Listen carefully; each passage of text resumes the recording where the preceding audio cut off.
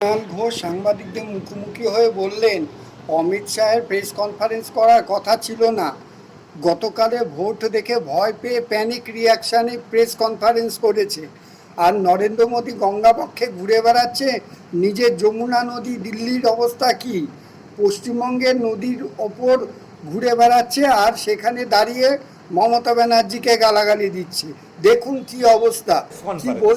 কারণ তখন রিপোর্ট এসে যাচ্ছে যে ভরাডুবি হচ্ছে, ফার্স্ট ফেজে ভরাডুবি হয়ে গেছে বিজেপির, এবং দ্বিতীয় ফেজের আগে কর্মীদের কোনো ক্রমে মনোবলটা একটু ভাসিয়ে রাখার জন্য তড়িঘড়ি করে একটা কাল্পনিক কিছু বিষয় দিয়ে একটা পরিকল্পিত সংখ্যাকে সামনে রেখে অমিত শাহকে প্রেস কনফারেন্স করতে হয়েছে। এবং আমরা আবার বলছি, বিজেপির কোমর ভেঙে গেছে। বিজেপি 152টার মধ্যে তৃণমূল কংগ্রেস 125 থেকে 135টা সিট জিততে চলেছে। বিজেপি ভয়ঙ্করভাবে পরাজিত হচ্ছে।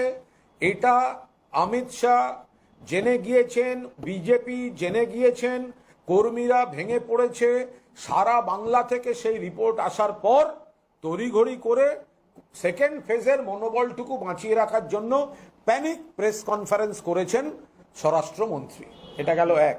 দুই হচ্ছে, প্রধানমন্ত্রী আজ গঙ্গাবক্ষে যে ভ্রমণ করে একটা ছবি দিয়েছেন, আমরা তার সঙ্গে পরিষ্কারভাবে তুলনা করে বলতে চাই, আপনি হঠাৎ কলকাতায় এসে যে ছবিটা দিলেন, এটা কলকাতাবাসী রোজ দেখে, বহু মানুষ ঘোরে। কারণ এই বিউটিফিকেশনটা বাম জমানায় ছিল না।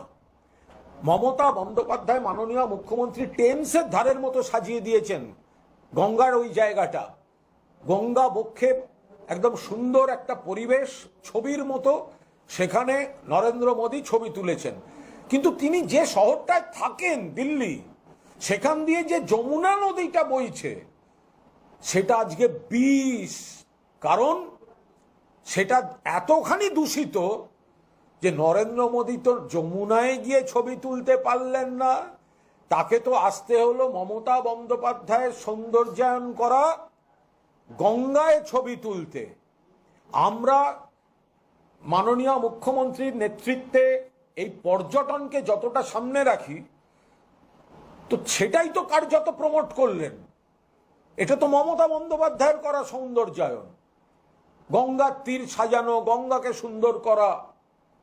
তো নিজে যে শহরটায় থাকেন, নয়া দিল্লি, যমুনায় ফেনা উঠছে কেন? যমুনা আজকে আতঙ্ক কেন? যমুনার বিষাক্ত জায়গায় নরেন্দ্র মোদী তো ছবি তুলতে পারলেন না। নদীর ছবি তোলা, গঙ্গার উপর ছবি তোলাটা কলকাতায় এসে তুলতে হলো, কিন্তু দিল্লির যমুনায় তিনি তুলতে পারলেন না। তিনি মণিপুরের ওই সৌন্দর্যে গিয়ে ছবি তুলতে পারেন না। তাকে আসতে হয় গরমের মধ্যে গায়ে শাল দিয়ে ছবি তোলার জন্য কলকাতার গঙ্গায়। আপনি 100 বার গঙ্গায় ঘুরুন, যতবার ছবি দেবেন ততবার আমরা মনে করিয়ে দেব যে যমুনায় ছবি তোলার ক্ষমতা নেই কেন। কেন কদিন আগেই স্নান করবেন বলে নদীতে, তার জন্য একটা আলাদা ঘাট মতো তৈরি করা হচ্ছিল, দূষণের জন্য সেখানে নামতে পারেননি, আর ছবি দিতে হচ্ছে কলকাতার নরেন্দ্র মোদী, আর নিন্দা করছেন কলকাতার।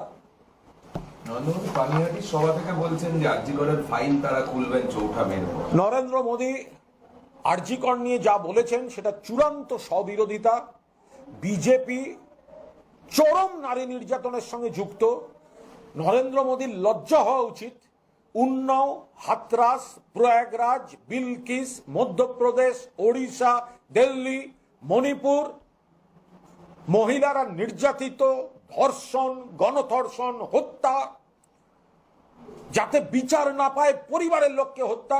নরেন্দ্র মোদী, আপনার কোথায় থাকেন আপনি, যখন আমাদের সোনার মেয়ে কুস্তিগিররা বলে আপনার সাংসদ ব্রিজভূষণ শ্লীলতাহানি করেছে, দিল্লির রাস্তায় তারা ধর্ণা দিয়ে বসেছিল, আপনার অমিত শাহের পুলিশ তাদের পিটিয়ে রাস্তা থেকে তুলে দিয়েছে, আর আপনি শ্লীলতাহানিকারী ব্রিজভূষণের পাশে বসেছিলেন লোকসভায়। আপনি আসছেন, আপনি নারী সুরক্ষার কথা বলছেন। সব থেকে মহিলারা সুরক্ষিত পশ্চিমবঙ্গে। এখানে কোনো সামাজিক বিকৃতির ঘটনা ঘটলেও সঙ্গে সঙ্গে পুলিশ অ্যাকশন নেয়। মানবিক মুখ্যমন্ত্রীর নেতৃত্বে প্রশাসন দ্রুত বিচার এবং তদন্তের মাধ্যমে তার শাস্তির রায় আদায় করে আনে। আপনার মতো গুজরাটে বিলকিসের পরিবারের হত্যাকারী এবং গণধর্ষণকারীদের যাবজ্জীবন হওয়া সত্ত্বেও জেলের গেট খুলে ফুলের মালা দিয়ে বরণ করিয়ে নিয়ে যায় না, সুপ্রিম কোর্টকে হস্তক্ষেপ করিয়ে তাদের আবার জেলে ঢোকাতে হয়েছে। সেই নরেন্দ্র মোদী এসছেন। নরেন্দ্র মোদী নারী সুরক্ষা নিয়ে যদি কুৎসা করতে যান, যতবার থুতু উপর দিকে পশ্চিমবঙ্গের দিকে ফেলতে যাবেন, গোটা থুতুটা আপনার নিজের মুখে এসে পড়ছে। ইন্টারনেট বিজেপি প্রার্থী অভিযোগ করছেন যে বিএলও থেকে নাকি তৃণমূল স্লিপ নিয়ে নিচ্ছে এবং নিয়ে নিজেদের মতো বিলি করছে। গোটা ইলেকশন কমিশনটাই বিজেপি হাইজ্যাক করেছে, ফলে তাদের আবার আলাদা করে সব নাটক করতে হচ্ছে কেন? গোটা ইলেকশন কমিশনটাই তো বিজেপির পার্টি অফিস হয়ে গেছে। বিভিন্ন জায়গা থেকে যারা আসছে সব বিজেপির লোক আসছে, তারা আবার এইসব নাটক করতে যাচ্ছে কেন? ঠিক আছে, আমাদের ভিডিও ভালো লাগলে লাইক ও শেয়ার করুন, কমেন্ট সেকশনে গিয়ে জানান আপনাদের মতামত। আরও ভিডিও পেতে চ্যানেলকে সাবস্ক্রাইব করুন। প্রতি মুহূর্তে খবরের আপডেট পেতে প্রেস করুন বেল আইকন।